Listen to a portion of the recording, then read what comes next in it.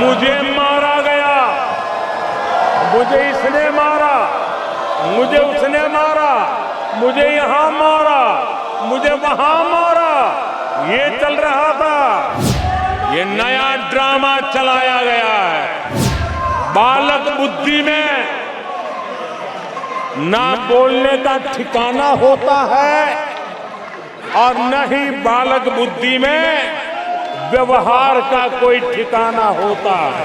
तो सदन में भी किसी के गले पड़ जाते हैं, तो सदन के अंदर बैठ करके आंखें मारते हैं, आंखें मारते हैं। तुमसे ना हो पाएगा। आजकल सिंपैथी गेन करने का एक नई ड्रामेबाजी शुरू की गई है, नया खेल खेला जा रहा है। मैं एक किस्सा सुनाता हूं। एक बच्चा स्कूल से आया और जोर जोर से रोने लगा और उसकी माँ भी डर गई, क्या हो गया, बहुत रोने लगा और फिर कहने लगा, माँ मुझे आज स्कूल में मारा गया, आज स्कूल में मुझे उसने मारा, आज स्कूल में मुझे इसने मारा, और जोरों जोरों से रोने लगा। माँ परेशान हो गई। उसने उसे पूछा कि बेटा बात क्या थी, लेकिन वो बता नहीं रहा था, बस रो रहा था, मुझे मारा, मुझे मारा।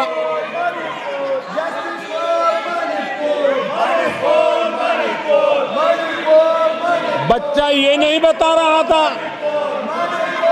कि आज स्कूल में उस बच्चे ने किसी बच्चे को मां की गाली दी थी। उसने ये नहीं बताया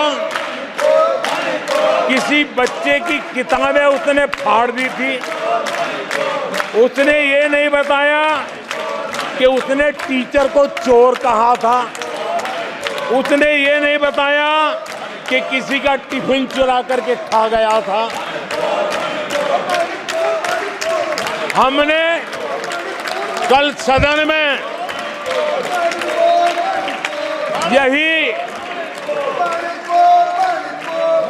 बचकाना हरकत देखी है। कल यहां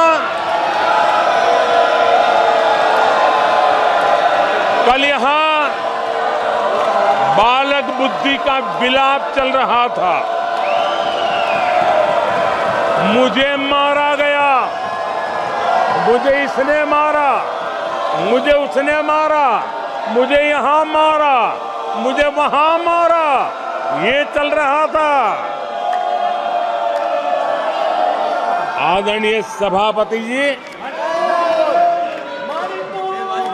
सिंपैथी हासिल करने के लिए ये नया ड्रामा चलाया गया है, लेकिन देश ये सच्चाई जानते हैं कि ये हजारों करोड़ रुपए उसकी हेराफेरी के मामले में जमानत पर बाहर है।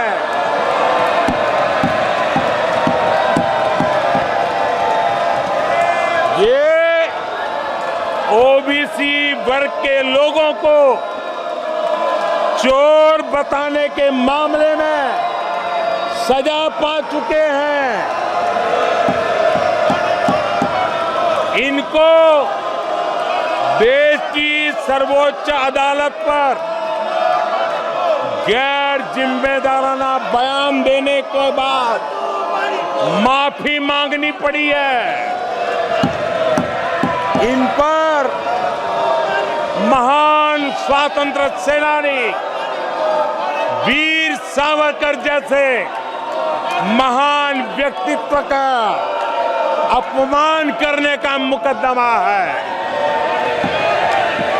इन पर देश की सबसे बड़ी पार्टी के अध्यक्ष को हत्यारा कहने का मुकदमा चल रहा है। इन पर अनेक नेताओं, अधिकारियों, संस्थानों पर झूठ बोलने के गंभीर आरोप हैं और वो केस चल रहे हैं।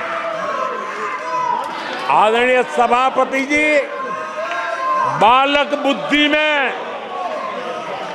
ना बोलने का ठिकाना होता है और न ही बालक बुद्धि में व्यवहार का कोई ठिकाना होता है। और जब ये बालक बुद्धि पूरी तरह सवार हो जाती है तो सदन में भी किसी के गले पड़ जाते हैं। ये बालक बुद्धि अपनी सीमाएं खो देती है तो सदन के अंदर बैठ करके आंखें मारते हैं, आंखें मारते हैं।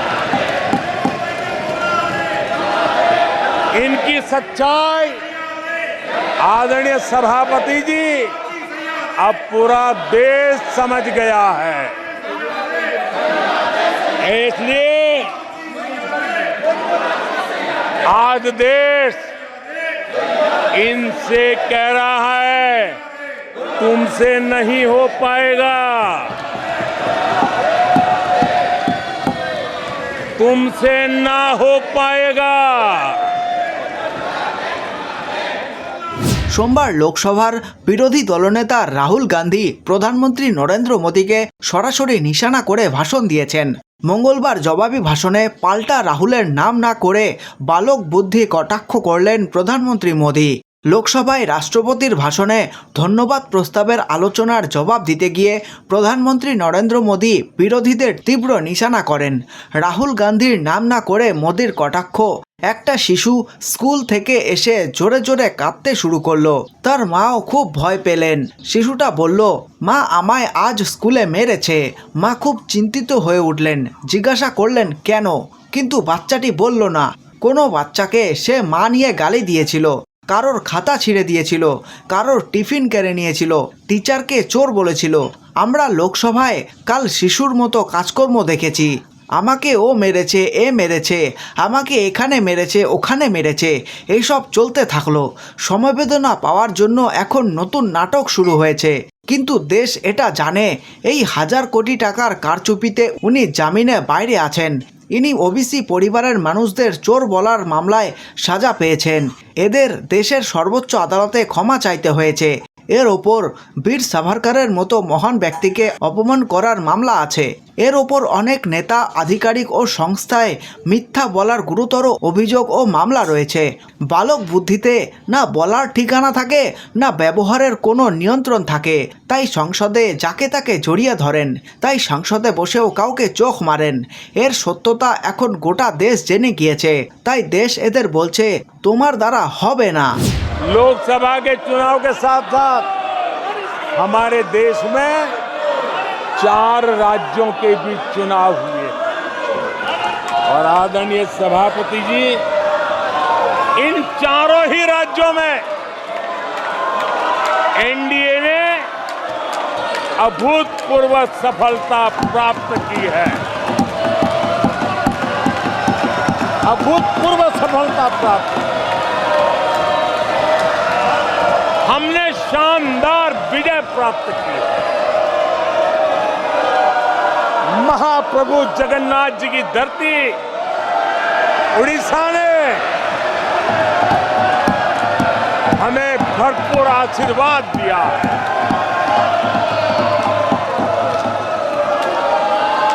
आदरणीय सभापति जी, आंध्र प्रदेश एनडीए ने क्लीन स्वीप किया है।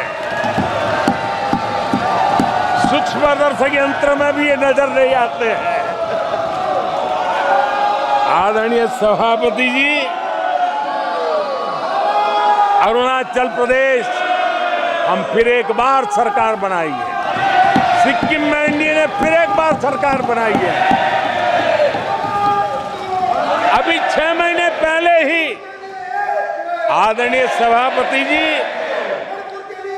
आपका होम स्टेट राजस्थान, मध्य प्रदेश और छत्तीसगढ़ में हमने प्रचंड विजय पाया है।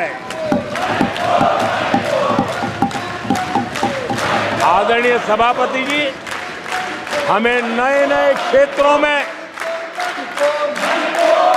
जनता का प्यार मिल रहा है, जनता का आशीर्वाद मिल रहा है।